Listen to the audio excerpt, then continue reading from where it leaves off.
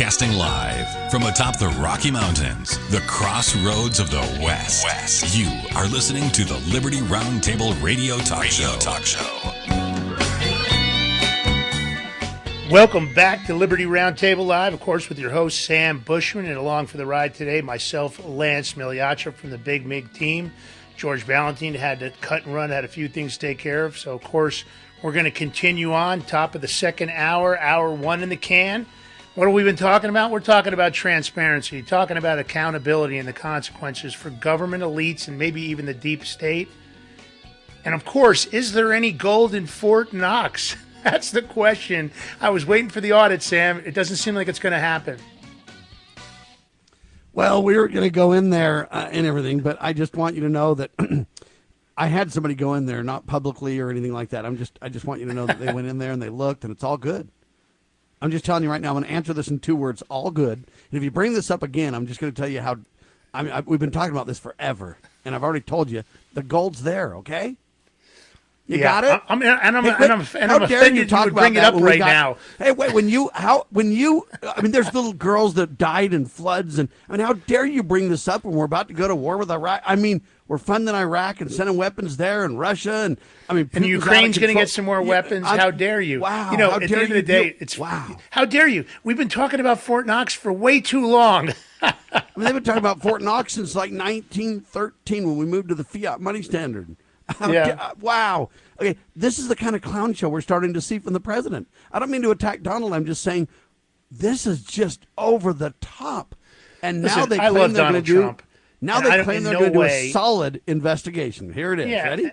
And I love Donald Trump, and in no way am I trying to, make this a personal vendetta against him. What I'm doing is I'm just holding him accountable for what he promised me. I voted for him. I've supported him for the last 10 years unequivocally. I haven't always agreed with everything he's had to say or do, but at the end of the day, I felt like he was the fix. I felt like he was going to change the country for the better. And I'm not saying he's not doing some good work. I'm not trying to undermine what he's doing. I'm just saying that you can't do one thing and then avoid the other. And transparency was one of the big things. Listen, I've got Government Gangster from Kash Patel, the book, sitting on my shelf back here. I've read it cover to cover. It's very clear what he believed. Listen, I'm a big fan of Dan Bongino. Rumble's the #1 platform for the Big Mig Show. I love Dan's show. I used to love to listen to him. But I don't know how you take two guys that were so vocal, were so outspoken like Kash Patel and Dan Bongino, and all of a sudden now the whole thing's changed. I don't know what's happened. A lot of people. I'll tell you what's happening. The deep state has the ability to compromise anybody.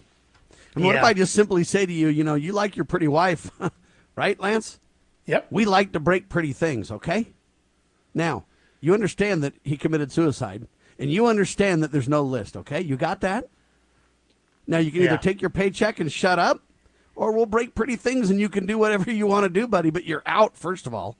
And not only that, we'll make sure that there's criminal, filing is against you. The deep state will have lawfare and bury you. Yeah. So we'll break pretty things and bury you, or you can just, I'm just saying, Lance. Well, here's the thing. Right? Is that how it can go down? When I heard this news yesterday, I wanted to be excited about it. I wanted to say, wow, finally, this is great. And I find myself not feeling like that because of the Epstein situation, because of how they've handled the JFK files, because the fact that there are lots of people that are low-hanging fruit that should have criminal indictments against them, and none of that's happened. So the FBI has finally launched this criminal investigation into, of course, the Obama-era spy masters, John Brennan and James Comey. I don't understand why Clapper's name wasn't on there, but okay. This should be exciting news, Sam. We should both be saying, wow, great. Why isn't all of a Mayorkas sudden something's going to too? happen. But I don't. Right. I don't feel like that. I'm worried it's just going to be another investigation. And to be honest with you, I have to ask you this, Sam. You tell me. I need your thoughts on this. I'm struggling with this. I used to be a big fan of John Ratcliffe. He had supposedly handled all the investigations about election integrity, and he was doing this and doing that when he was in the Trump administration. And I was hopeful he was going to come out with this incredible report. And nothing came out. And I started to question his integrity, his loyalty, his honesty. And now here he is in the new administration as a CIA director, right? Yep. And I am concerned because all of a sudden we're supposed to be amazed that Ratcliffe just referred evidence of Brennan's misconduct to the FBI, director, of course, Kash Patel, for criminal review. But you tell me, shouldn't he have known this in the first administration when he was investigating everybody? Yeah. And shouldn't he have been making criminal referrals and been very vocal then? How come all of a sudden he's now got the goods? Can I give you 3 words? Sure. Intentional slow walk. Exactly. We're going to make this, everybody knows it's a problem, so we're going to keep it in the news. We're going to talk about former CIA Director John Brennan and disgraced former FBI Director James Comey. We're going to tell you they did bad things. They lied to Congress. The full scope of the investigation is not even clear. The details, we don't even have all of it. It's kind of secret. But don't worry, we passed it to Kash. Kash is going to dig into it. And my response is, how come this guy hasn't been in jail for like 8 years already? Because they're going to slow walk it. They bring it up literally 6-7 months after Donald Trump gets in power again. They literally then say, hey, we'll talk about it for a month or 2 or 3 so people don't think we've left it alone. We're going to pass it along. And then what you're going to hear from Kash Patel and clowns next, June or July or right before the elections, because it'll be a flash in the pan so we can get it, wash our hands of it so we don't have to discuss it. And we're simply going to slow walk this sucker. And Kash is going to come out and say, listen, they lied to Congress, but it's really no harm, no foul because, we're past that. And who really wants to focus on that now? We got the elections coming up. Let's talk about all the incredible things the Donald Trump administration has done, shall we? You game for that, Lance? Let's talk about all the incredible things we've done. Tax breaks to, we released the JFK files to, and they're just going to go down the list. And next, that's all that's going to happen. Intentional slow walk is my only response to this. I mean, and I think you're right. I think Donald Trump was assuming that cabinet meeting, he was going to roll in and he was going to talk about their incredible response and the terrible tragedy in Texas. And he was going to talk about the great things they have going on. But I have to tell you, it was naive of him. He was naive to believe that cabinet meeting was going to go in the direction that he had assumed it would go, or maybe that he planned on it going, or maybe that they had thought they could orchestrate and control it to go. Social media lit up right after that cabinet meeting. It just lit up. And I was on the phone with many I would consider relatively, sharp, high-profile individuals in and around government. And, everybody, like myself included, I want to defend the Donald. I want to defend our president. But I think there's just too much of this. The American public, it's piling up. And if there's a unifying moment between conservatives and liberals, this is it. They are very tired of the government saying one thing and doing another and lying. And I don't think this is going to go away. In fact, this is a defining moment in the presidency. I believe there's a way to fix this, but it would take some hard choices. And I think the first thing he'd have to do is probably fire Pam Bondi and most likely Dan Bongino. What about Kash Patel? I think that because of Kash's popularity, I think he'd have to have a sit down and they'd have to come and have a come to Jesus discussion with the public and explain more than they're explaining. See, the problem is they're doing the same thing the government officials always do, right? They're acting like they don't have an obligation to really explain what they're doing, but somehow they're able to operate in the shadows. Well, and that's where the good cop, bad cop comes in, because Pam would say this. Donald was about to shut it down. I offered to stand up and tell you guys what's really happening. She's trying to pitch herself as, because think of the exchange between lied. Donald and Pam. I know she lied, but think of the way that it went down between Donald and Pam. So Donald almost shuts it down, and then Pam's like, but listen, I'll speak to this. And then she basically, laid out her lies. But the point that I'm getting at is, I don't see how that couldn't have been scripted. It was good cop, bad cop. Donald is incensed, acts like, how dare you? And then Pam's the voice of reason. Hey, you know what? I'm the attorney general, and this is the deal, and da-da-da-da-da. And absolute misdirection and lies. But at the end of the day, it's like, hey, we've responded to this as transparently as we can. I told you. We looked at it. So it's deceiving a lot of people. But here's my biggest fear. Are we going to have MAGA fractured over several of these issues now, to where Donald Trump doesn't have support like he thought he had. They've already been fractured for a while. See, I know, here's what's happening. But is this the final nail, though? Not really. I'm going to say this to you. MAGA's already fractured. The conservatives are already fractured. And when I say fractured, there's people on the far end of the spectrum that are getting paid operatives by different groups, at the high level on social media and the news. And there's the other end of the spectrum, that those are the extremists, and then you've got the middle of the road. In the chat rooms, on social media, in phone calls, in Zoom calls, everybody is extremely unhappy across the board with this administration. Now, are there the people like Cat Turd that will just blindly follow because they're paid and they're making money on it? Sure. Cat Turd will continue to do what he's doing because he's making money and that's how he lives his life. But the truth is, common sense is ingrained in the conservatives, right? It's ingrained in MAGA. And they are questioning what they're seeing, because here's the problem. This is what I don't like about this administration. I believe they're calling the people that have supported them unequivocally for 10 years, I believe they're saying, you're stupid. We think you're stupid. We think that you're the echo chamber and the peanut gallery, and we can control you just by telling you whatever we want. Because they have done some of that in the past, and the people have gone along with it because it wasn't a deal breaker. And proof transparency, in the pudding, accountability, proof in the pudding, consequences are don't worry, breaker. we're going after John Brennan, and we're going after James Comey, so don't worry about it. We got you. We're still going to do this. And everybody believes, hey, man, Donald is playing 3D chess, baby. Hey, all you got to do is be patient. I don't think so. Come down and deliver. See, that's the lie that we've been told, that now people are waking up and going, no. Listen, all that enjoy the show, popcorn, 5D chess garbage, I don't think anybody's buying it anymore.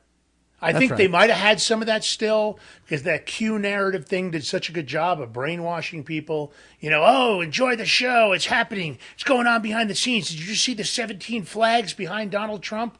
All that garbage, right? The truth is, people know it's garbage. And more people are saying, I'm not buying it anymore. And now Donald Trump pops off and says something that nobody believes or agrees with because there's too much evidence. There's too much information. They're already questioning Pam Bondi. Most people think Pam Bondi was a horrible choice. And that goes across the board. I'm not talking about the far end of either end of the spectrum. Across the board, people think Pam Bondi is too weak for the job. They're questioning Kash Patel. And everybody believes that Kash Patel and Dan Bongino are great American patriots. They followed them for years, right? They bought their books. They supported their shows. They are questioning everything they ever knew about them. I think we're in a whole different spot, because when the feeds filled up right after this thing, it went ballistic. And the problem they've done, what they're underestimating, is they've now given a polarizing event for the right to somewhat listen to the Democrats. And as crazy as that sounds, I saw some interactions yesterday where Democrats were saying, well, what happened to the guilty Epstein guy? Right? Now all of a sudden they're kind of flipping a little bit because they see an opportunity to take a shot at the Donald. And what was weird is I was watching conservatives engage with them and goes, well, I hate to admit it, but you're right. Now that is very dangerous for Donald Trump and this administration. He is underestimating that people have lived on every single word that's come out of his mouth. They have hung on every comment, every nuance, every hand gesture, and that was all supposed to lead to, oh yeah, we're arresting everybody. And instead it's, oh, no, they're not guilty. Oh, no, we don't have a client list. Oh, no, there's no information. Oh, we don't know about that. Is Trump no, leave poor Hillary alone. Here's the question. Is Trump intentionally handing it back to the Democrats now? We've had our turn. We'll hand it back? I don't know. That's above my pay grade. But you got to wonder that at this point, don't you? I wonder about everything. My problem is that there's just too many things that make you go, it's like that song, things that make you go, I'm just going to tell you, there's just too much of it. Well, it reminds me of a book. Pam Bondi, her saying, I just did an interview on Fox News. Everybody knows Pam Bondi's done 20, 30, 40 interviews on Fox News. What happened to supporting alt media? What happened to getting interviews and getting these people to come in and ask the hard questions? They're acting like every other administration. They're staying away from the hard questions. They're trying to control the narrative. Pam went on Fox News, and they say they're going to report, I decide, So I'm deciding that I think Pam's a clown. I think she's absolutely lying, and Fox is helping her carry the ball. Shame on them all, and they're criminals. And a buddy of mine, Pat Shannon is his name. He's a private investigator, a news reporter, a great guy. Anyway, Pat Shannon wrote a book, and the book is called Everything They Ever Told Me Was a Lie. Yeah. But, Lance, they can legally lie to you. So what do you expect? There's nothing you can do about it, buddy. Yeah. Well, like I said a little bit earlier, the speech and debate clause is frightening. I think it's a constitutional, crisis in its own right, because of course I know it started out with the best intentions. The founders and framers wanted to give congressional members the opportunity to not have to do that, right? That they wouldn't have to worry about what they said on the floor or otherwise. But here we are in a situation where they've weaponized it. They're sitting there and just lying, and now they've got the media, C-SPAN, and everybody else just pumping out the narrative. So if you get Obama light, Hakeem Jeffries in there, and he sits up there for 3 or 4 hours lying, that stuff ends up all over social media and clips and all over mainstream media, and it's a great gaslighting funnel, right? So now, to me, that might be one part of the Constitution that's completely flawed, because my problem is that when let's break this down so people get this before we get into more of the details. There's a clip. It's number 5, Liz. We're going to play the clip, then we're going to talk about it, because I have a different take than the people who are explaining this constitutional reality to you. I got a different take on it. We'll talk about it, but play the clip first. It's number 5. Breaking news, Brooke Singman of Fox News Digital has discovered exclusively that the FBI is now investigating the former CIA Director John Brennan and the former FBI Director James Comey. I guess that's the wrong one. What clip number is this one? Shoot. Oh, all right, 5. Here we go. That might be a death threat, huh? You can, but I can't. So maybe I should say it. There's something in the Constitution called the speech or debate clause. Mm-hmm. And so I can go to the floor of the House of Representatives and lie. I can tell every lie I want, and nobody can do anything about it. And it's called the speech or debate clause. Our staff, look this up. The speech or debate clause found in Article 1, Section 6 of the U.S. Constitution protects members of Congress from being questioned in any other place for their speech or debate in either house. So let me read it again. Protects members of Congress from being questioned in any other place. Which means you can't be questioned in a courtroom. You can't be sued. No way. You can't be. Now read the next sentence, though, because there's a good reason for it. This clause, rooted in historical struggles for parliamentary independence, aims to safeguard the independence and integrity of the legislative branch by preventing interference from the executive or judicial branches. So, so when people, even our founders, this is a hard pill to swallow. Okay. But I'm still a bit confused at this moment. Well, even our founders thought that there were some laws that shouldn't apply to congressmen, because if they did, they would get abused. And like a Democrat president would arrest members of Congress for saying things on the floor of the House. Because that's what the king did back in England. The king would arrest members of parliament if he didn't like what they said. Ah, I see what you're saying. Or you could get a private individual to sue a member of Congress for something they said, and then that would basically freeze the debate, and members of Congress would be afraid to speak. They would send their speeches to lawyers before they said them, if this didn't exist. I see what you're saying. So this is kind of a fascinating little part of our Constitution. And even though it seems wrong to give members of Congress extra First Amendment protection, the founders thought this was the best way to do it. So you could go to court right now and lie on the stand? No. I can lie about anything, but I got to be on the floor of the House, or it has to be attached to my official business. So I'm probably covered on social media. Mm-hmm. And I could just say defamatory things about you. I could release national secrets. And this also covers my staff as well. God, interesting.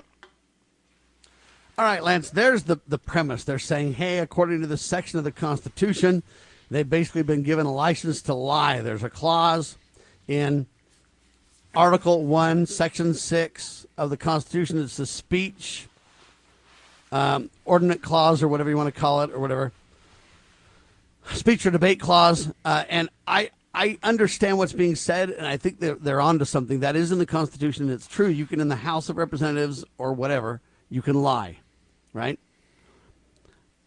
It grants every member of Congress full immunity for whatever they say on the floor of the House or the Senate. That's fine. I get that. And you can't, they say you can't question them in any other place.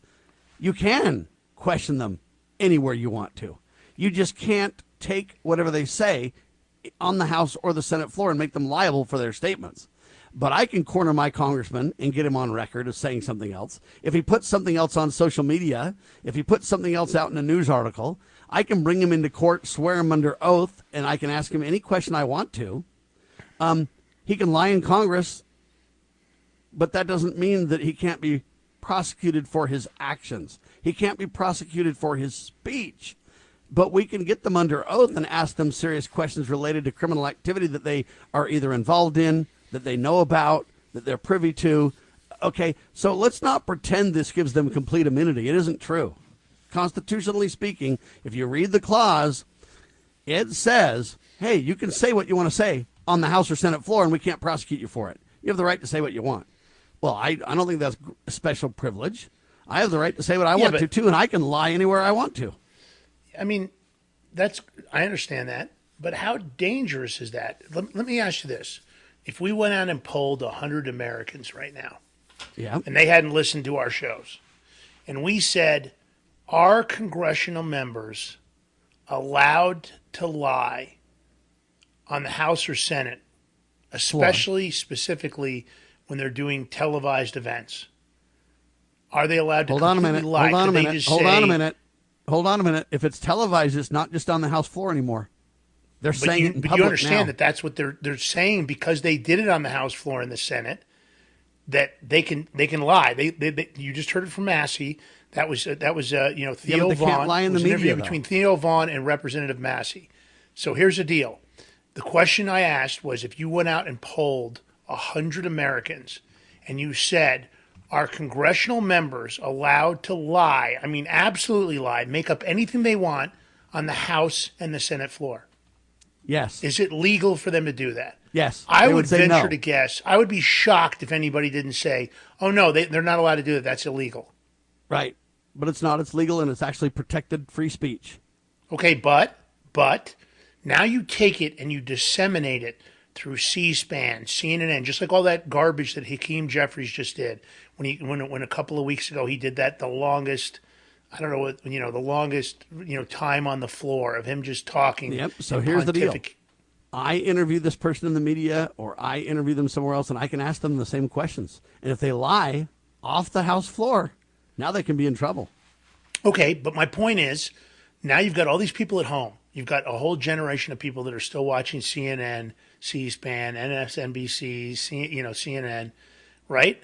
And they're going to see Hakeem Jeffries, whoever else, just flat lying, making up stuff about Donald Trump, lying about Ukraine, lying about Social Security, lying about the big, beautiful bill, whatever they're doing. I don't care what it's about. Yeah, lying about Sam Bushman. Right. They could get up there tomorrow and they could sit there and disseminate 10 hours of lies about Sam Bushman. And now it's spread all over CNN, C-SPAN, all over CBS, MSNBC, and then that same dialogue is taken from there, and the Washington Post writes an article, and the New York Times writes an article, and the Wall Street Journal writes an article. And now it's been disseminated all over where it becomes fact. Because what it seems like is they told it on the House floor of the Senate, and because of their standing, therefore, they would never lie about Sam Bushman. He must be a lowlife and a cheat and a liar and, a philanderer. The truth is, this is dangerous, and I don't think this should be allowed. It's absolutely dangerous, but the opposite is dangerous, too, where you can barbecue a congressman or a senator and violate their free speech because they're afraid to say anything. Lawfare is a real thing, too. So now we got two sides of a coin. Let's talk about it for a second, because I got a question about victims, okay? Whenever there's a crime, there's a victim. There's no such thing as a victimless crime. Let's talk about that. Hang tight, Lance and Sam on your radio.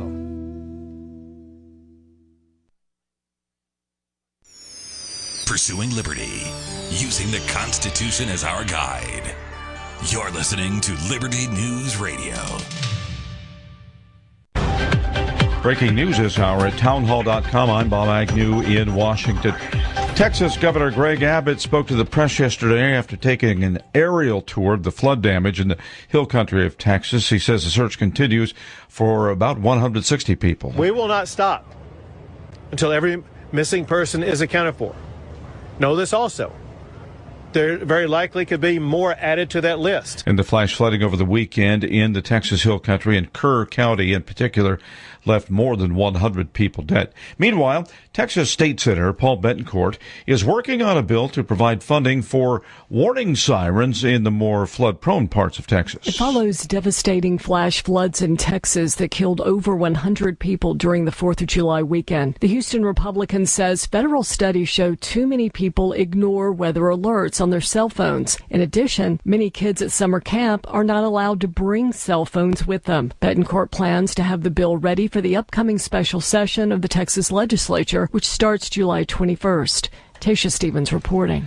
President Trump is defending his timetable for imposing global tariffs. We get an update from White House correspondent Greg Clugston. After announcing sweeping tariffs in early April, the president issued a 90-day pause. That extension expires this week, and now the tariffs will take effect next month. August 1st, they pay, and everybody pays. Everybody has to pay, and the incentive is that they have the right to deal in the United States. He also told a cabinet meeting of plans to place a 50% tariff on copper and steep taxes on pharmaceutical drugs, as high as 200%. Greg Clugston, Washington. And stocks opened higher on Wall Street as the administration seeks to win more favorable trade deals with global trading partners. Chipmaker NVIDIA makes history, surpassing $4 trillion in market valuation. More from townhall.com. We all hear the radio ads about the IRS. They tell you to be afraid, to be scared, and they try to frighten you into calling. I'm not here to do that. Tax Relief Advocates is different. TRA is here to tell you that if you owe money to the IRS, whether it's $5,000, $50,000, or $500,000, we have a solution. It doesn't matter if you're sitting in your car, at work, or with your kids. No matter where you are, call now. 800-583-0141. Don't lose hope. TRA can eliminate or reduce what you owe to the IRS. Generous programs are now available that can give you a fresh start. Our passion is taxes and helping individuals fix their IRS problems. We have over 1,000 5-star reviews on Google and an A+ with the Better Business Bureau. You don't need to be afraid of the IRS any longer. End your tax nightmare today by visiting us online at TRA.com or call 800-583-0141. That's 800-583-0141. Tax Relief Advocates. Real solutions for real people. The Foundation for Moral Law is a nonprofit legal foundation committed to protecting our unalienable right to publicly acknowledge God. The Foundation for Moral Law exists to restore the knowledge of God in law and government and to acknowledge and defend the truth that man is endowed with rights not by our fellow man, but by God. The Foundation maintains a twofold focus. First, litigation within state and federal courts. Second, education, conducting seminars to teach the necessity and importance of acknowledging God in law and government. How can you help? Please make a tax-deductible contribution, allowing Foundation attorneys to continue the fight. You may also purchase various Foundation products as well at morallaw.org. Located in Montgomery, Alabama, the Foundation for Moral Law is a nonprofit, tax-exempt 501c3 founded by Judge Roy Moore. Please partner with us to achieve this important mission. morallaw.org. Do you treasure your liberty? Well, at lovingliberty.net, we most certainly do. And we want to help protect your liberty too. Become part of the family. Everyone knows that the core of any society is the family.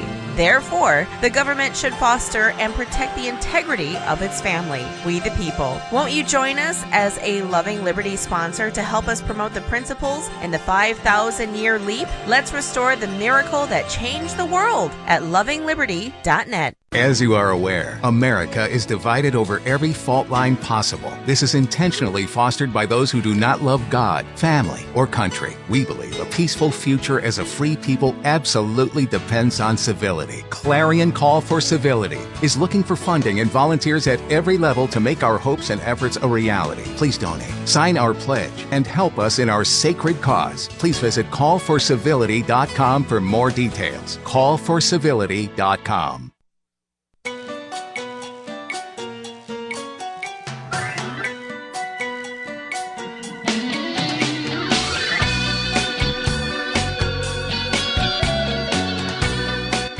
Broadcasting live from atop the Rocky Mountains, the crossroads of the West. You are listening to the Liberty Roundtable Radio Talk Show.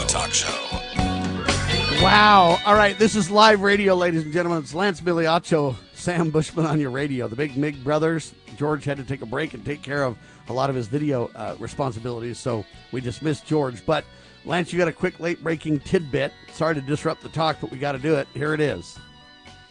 Yeah, it looks like Linda Yaccarino, the CEO of X, has resigned, which is very surprising because she'd always acted like she was in for the long haul. Makes you wonder what's going on, but Elon Musk is doing some crazy things. Either he's right as rain or he's crazy. Hard to tell. Here's the deal. Elon Musk has now ignited a firestorm within, quote, conservative circles by asserting that Trump, or former Trump advisor, I should say, Steve Bannon, appears in the Jeffrey Epstein files. Now, that's what Elon Musk put out on X, I guess, and the world's blowing up over this thing. What do you say to that, Lance? You know, I don't know enough to know whether or not that's true. So I know it's an allegation at this point, but I do know this. I am not a fan of Steve Bannon for a number of reasons. And one of the main reasons is that we know the Russian collusion hoax was fabricated, right? We know the Steele dossier was fabricated. But yet he willingly testified against Roger Stone on information that I don't believe he really knew the facts or the truth. And all he was doing was trying to save his own skin. So and we know to try to save his own skin, too, he basically, trashed Sam Bushman publicly as well. He trashed me as well. So for me, when a guy lacks integrity and he participated in some kind of, slander or libel of you that I know not to be true, and then he testified against Roger Stone to save his own skin and made things up that weren't even true. So basically he just went along with what they were doing. Anything's possible at that point because I think the guy lacks integrity. So was he involved with Epstein? Did he travel there? Has he been trying to influence behind the scenes to maybe help, hopefully that they won't investigate? I don't know. But I will say this. Elon Musk saw a lot while he was with the government, and I think it made him very uneasy. I think it probably even made him downright afraid because he was uncovering tremendous amounts of fraud, waste, theft, call it whatever you will. And I know he was getting death threats. I heard that from a very reliable source, a guy that's very well connected within the Secret Service. And that's why they gave authorization to his private security carry SMGs. They were able to carry weapons. They all got certified to be able to. So my take, if Elon Musk said it in this case, he might. And I think Elon Musk knows what slander and libel is and defamation because he's brought cases against people for himself. I don't think he'd say that about Bannon if he didn't know it was a fact.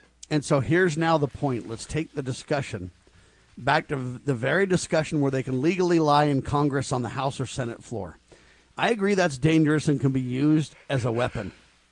But you can also do that if you're a public figure. Let's say Steve Bannon, and you attack someone. Steve Bannon was one of the early ones to attack Musk when everybody was still in love with Musk in this honeymoon period. Steve Bannon was trashing Musk. So there's some bad blood there from the start. But my point is then, hey, Steve Bannon can trash Sam Bushman. And what can Sam do about it? It doesn't matter if it's a congressman on the House floor saying it or a public figure saying it. The damage can be done. But there becomes a libel and slander. And Donald Trump promised he would change those laws to where there wasn't a big disparity between a public figure, a celebrity, and the average Joe. See, the average Joe can sue for libel and slander and get a conviction or a win quite easily. But if you're a public figure or a celebrity, such as myself, and I don't really think I'm a celebrity, but I'm just making a point, or Lance Miliaccio or anybody that's a public figure, they say the bar's way, way higher. Well, that's wrong. That violates my free speech. Okay, so this clause is meant to prevent, when you're in official capacity as a congressman or a senator, from letting you speak your mind and say what you think and whatever else. You could lie, whatever. It's true. You can weaponize it and take advantage of it. But at the end of the day, there's ways to create accountability. One of the ways is this: expose the lie of the congressman or senator, and then the next election cycle, drum them out of office. And then, hey, if they tell that lie in the public anywhere else, you can have media confront them and say, hey, you said this on the House floor. Are you still sticking with that lie? Because, and if they say, anything, pretty soon they won't talk anywhere else except for on the House floor. And then they're criminals and they need to go. And so there's a way to use public humiliation, public accountability, public demands to call some of these people to account. So here's what I would say, Elon Musk. Ready? Elon, if you say that former Trump advisor Steve Bannon appears in the Jeffrey Epstein files, I need proof. You either need to put up, buddy, or shut up, Elon. One of the two.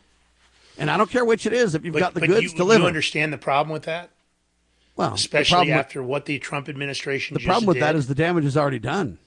Well, I don't disagree with that, but at the end of the day, because this is now been basically sealed by the Trump organization, right?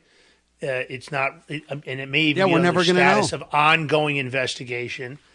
Elon Musk, if he had the actual document that proved that Steve Bannon had been to Lolita Island and was hanging out partying with Jeffrey Epstein, then it's shut down. And he put that out, they would probably bring criminal charges against Elon Musk. That's right.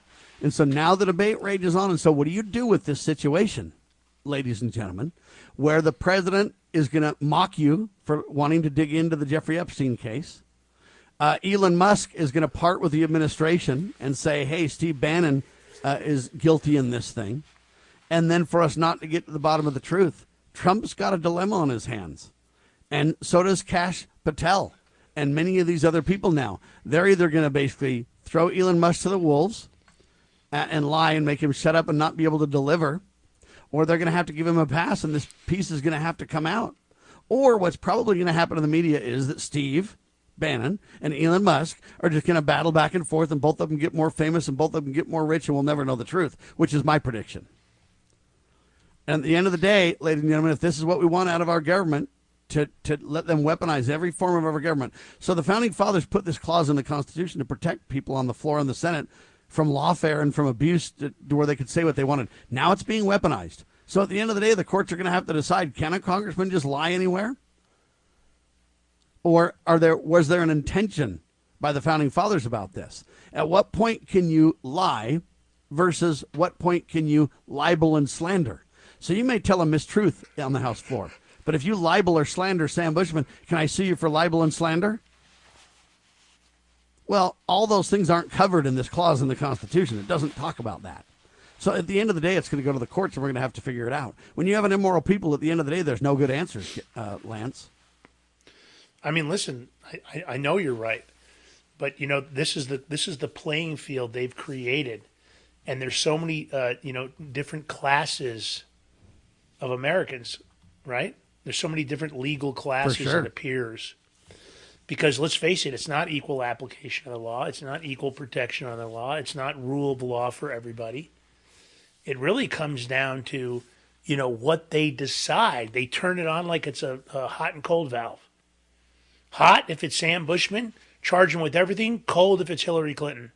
Hot if it's Lance Fernaccio, charge him with everything.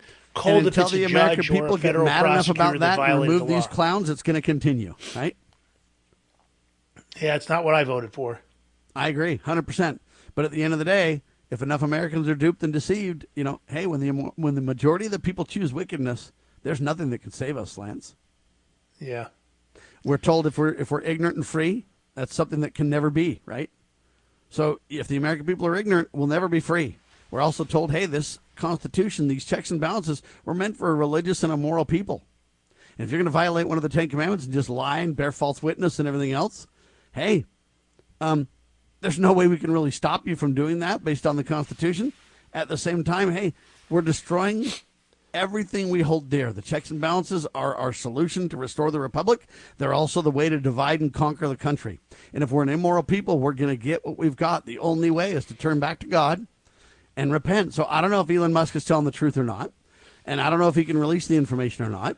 That's a good question. Maybe Elon Musk needs to sue Steve Bannon, or maybe he needs to sue the president of the United States and say, hey, I made a claim and I need to be able to deliver on that claim, but my hands are tied because this thing's been buried by Pam and company, and I don't know what to do here. I made a claim and I need to be able to deliver the truth that I'm telling. Steve Bannon is in the Epstein files, or no, he's not. But at some point, we need to be able to verify these things. We need to be able to get to the bottom of those things. Maybe we can have another WikiLeaks kind of a person or somebody that can, Julian Assange or somebody that will stand up and leak this information. Hey, if we can't get to the bottom of it legally because they're going to shut it up in the Trump administration, maybe somebody needs to just dump that stuff on the web and we'll have the evidence anyway. That's one of the ways to handle it, et cetera, et cetera. I don't know. This is a very tough battle we're up against. But you're right. Every tenet of the Constitution is being manipulated, weaponized, and is dividing the country. I get the protection of congressmen and senators in their legal responsibilities as servants of the republic, as elected. But when they act outside of that scope, we shouldn't have protections. So as you've always wisely pointed out, Lance, this 100% immunity no matter what is a problem. And we need to get away from that. And, hey, the Constitution kind of gives that to them on the House and Senate floor. We need to back into that and say, if you're talking about things that you have an opinion on, you can lie. But if you libel and slander somebody, or if you literally, peddle something that you clearly know to be false, at what point does it become fraud as opposed to lying? And the courts are going to have to figure all that out until, before we just, for the most part, had moral people, and they didn't really do that. Now we've got immoral people exploiting this and weaponizing this, and at some point we're going to have to stand up and rein it in. And if we don't, we only have ourselves to blame. So I don't disagree with the general point being made. I guess I'm just saying this is a lot more complicated than just saying, hey, they have a license to lie and there's nothing we can do about it. A lot of this will be decided in the courts. A lot of this will be decided by we the people. What are we going to do? Are we going to allow them just to lie on the floor just because they can? Does that mean we're going to let them? I mean, in the old days of our republic, we had very few laws. But most people didn't break the laws because they were good, honest, moral, self-governed people. Now everybody breaks all the laws. We got to have a gazillion commandments. And we think that's going to stop people. That doesn't stop criminals. You can't stop Congress members from lying. So I don't really want to put a law in place to stop them. At the same time, I don't want them to be above reproach and have complete immunity. And I don't want them to be able to, get away with that forever. At some point, there needs to be accountability. And if we, the people, don't step up and mandate that, it's not going to happen. So I agree we're in trouble, Lance. I mean, I know what we were hoping for. And so far, we're not getting it. And I don't, there's so many areas that need to be focused on and so much that needs to be fixed. And, everybody keeps telling me, oh, well, they've only been there for 6 months. I don't think we have any time. We're out of time, buddy. We've already blown it and wasted our time. We've passed 2 big expense bills. We're just spending ourselves into oblivion. It's disaster. Now, I hear there's supposed to be a big, beautiful 2 and 3 and 4, and it's going to reduce spending. I don't have any confidence. Yeah. Sam, I'm afraid to say that I feel the same way, and people will probably tell me, "Oh, you're turning on Donald Trump, and you're turning on." No, false. I'm trying to use common sense. I'm looking at the actions, and actions always speak louder than words. And we're praising any good action we can find. And we just talked about, hey, the taking off of shoes. In the context, it's not that big of a deal, but it's good, and we support it. You don't have to take off your shoes anymore to go to the airport. That's good. We're calling it as we see it. Let's go to Alcatraz, the alligator version. By the way, I went to the real Alcatraz in California a couple of weeks ago. Pretty interesting. But anyway, the Alligator Alcatraz, I guess there's an inmate there, illegal inmate, that basically says, hey, nobody in their right mind would want to go there. He only speaks Spanish, doesn't speak English. He tells how horrible conditions are. Let's play this and then we'll talk about it.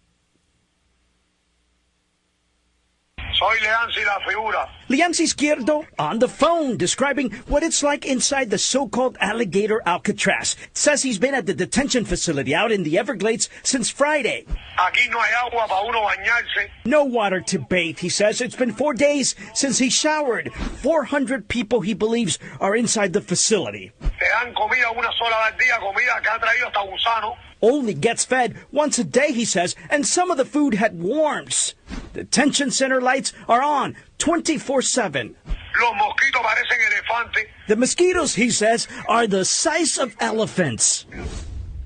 Él es residente permanente, sí. Izquierdo's partner, Katia, says he's a permanent resident who was arrested last week. First taken to TGK, then to Miramar, and finally to the Everglades facility. Good morning, sir. You speak English? No. Here is Izquierdo in bond court last Thursday. You're charged with aggravated assault with deadly weapon and battery. The police report says it all has to do with a violent dispute with a tow company worker who was trying to repossess a jet ski. Now back to the call. Complaints they're not allowed to go outside and the tents are freezing. Lance, I don't know that I even buy this report. What do you say? Well, he's not the only one, but no, I'm not buying that he's telling the truth. I don't believe that they're only getting fed one time a day. Sure, maybe it is cold. Maybe they've got too much air conditioning pumping in there. I did some close-up looks at the tent. There was clearly some kind of HVAC systems on the outside. I don't know anything about non-flushing toilets. That wouldn't be the first time a prison complained about not flushing toilets. But, of course he's exaggerating. He came here. If you saw the photos of this guy, one of the photos that's been circulating is him dressed out in Versace and, all kinds of jewelry on and some kind of a custom, Escalade type vehicle. So the guy's, I don't know what he's doing for a living. Maybe it's all legit, but sure he's complaining. But don't come here illegally. I mean, the message is simple. Listen, let's face it, Sam. I want to see you try to illegally emigrate to Dubai, Buddy, not going to happen. China. How no about country will Singapore? Do it. We're the How only about fools Germany? on the international stage. Yeah. All right, now here's the questions that I have, though. He says the mosquitoes are huge, right? Wait, that's true. Okay, hold on. The mosquitoes are huge in Florida. How can the mosquitoes be huge if it's cold? Listen, I can't tell you how the mosquitoes that he's seeing or talking to are biting him, but I will say I'm going to vouch for this. Sam, the bugs are bigger in Florida. I agree 100%. I agree 100%. But this idea that the bugs are huge, but it's freezing cold doesn't make sense. Yeah. No, I agree. Okay, so if you're outside enough for it to be cold all the time, now the only way is if you're inside and there's air conditioning, and then you're outside and the bugs are huge. Okay, maybe. But he didn't explain that. He's just, everything he says is like, this is the most horrible place in the world. And I'm not saying it's, the Taj Mahal or whatever, or, the penthouse. I'm not saying that. But I'm saying this guy makes it sound bad like, oh my gosh, the mosquitoes are big. So what? They're big for everybody in Florida, aren't they? They're not just big for the illegals, are they? You got bigger mosquitoes for the illegals out there than you do for the rest of the population? Is that what you're saying? See what I mean?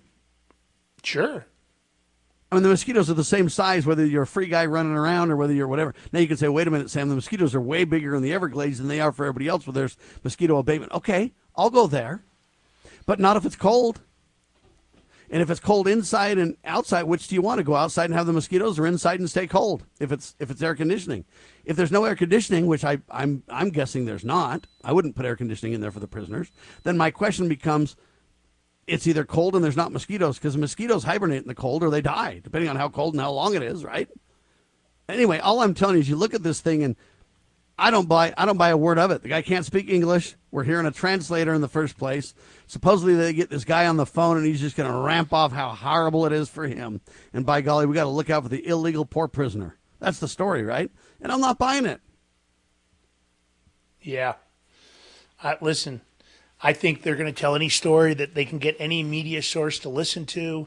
That's right. They're going to spin it in any way they can because we're wrong for deporting illegal immigrants. Are there less bugs? Are the bugs smaller, say in Guantanamo Bay, for example? I don't. They I don't have little know. bugs down there in Guantanamo Thankfully, Bay on I haven't Cuba? spent any time there yet. But I'm just saying. So it's that kind of stuff where I go, okay, is it less tropical and less than Florida and Cuba? I mean, listen, I hear you. I hear what you're saying. All I'm saying is I get the point. I'm not debating the mosquitoes are big. I'm sure they are. I'm just saying the mosquitoes are the size of elephants. And by golly, and the tents, man, they're freezing in there. Okay, how is that? Explain yourself more. So the story leaves a lot to be desired.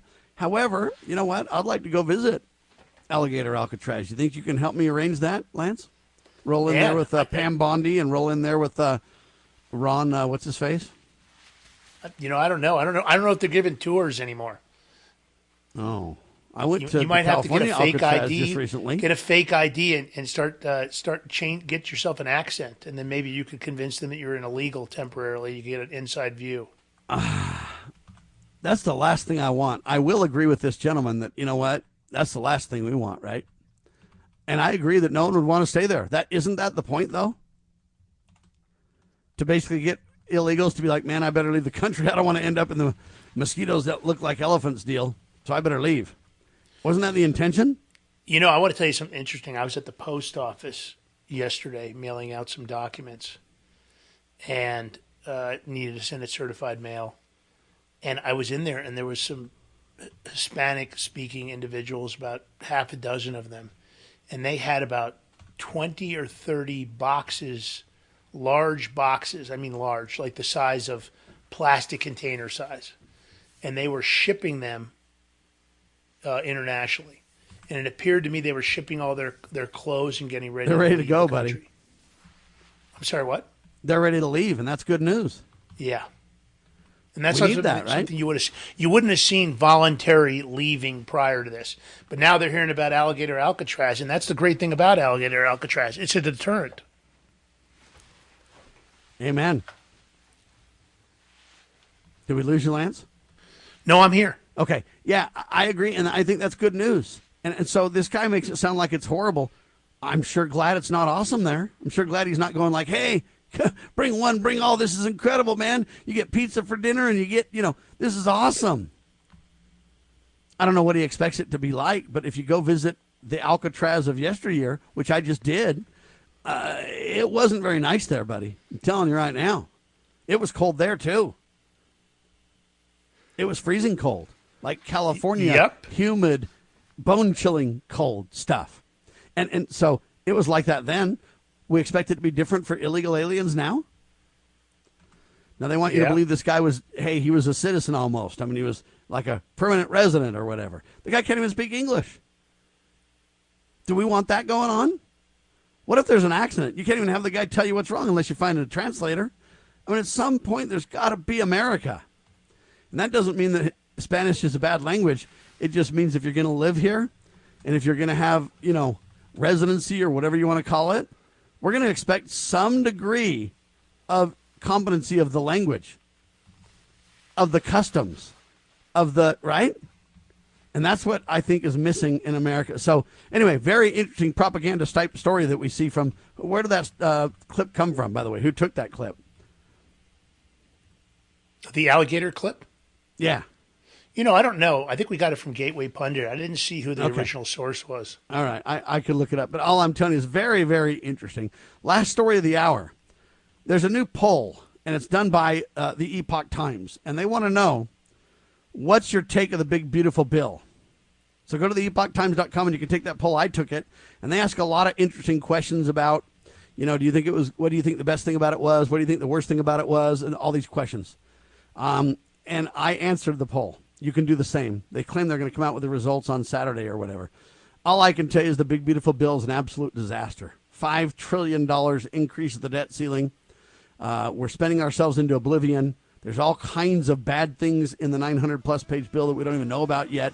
It is disaster. And I believe if the Republicans aren't very careful, that will be their landmark failure. Even though they claim a lot of good to it, it's going to come back and haunt us. You got about 25 seconds. What do you think of the big, beautiful bill, Lance? Not liking it. What do you think the best thing in it is? Maybe some of the immigration, the new funding for Tom Homan. Amen. and some of the tax cuts. Yeah. But, ladies and gentlemen, there's so much bad in it, it's disaster. And sadly, anybody that stood against it, telling the truth, now they're being attacked by the Donald. It's a sad tale to tell, but we're telling the truth. We are truth tellers. Lance Miliaccio, George Ballantine, thebigmig.com. Check it out every weekend on your radio. Available on X, available on Rumble and everywhere else. Yours truly, God save our republic.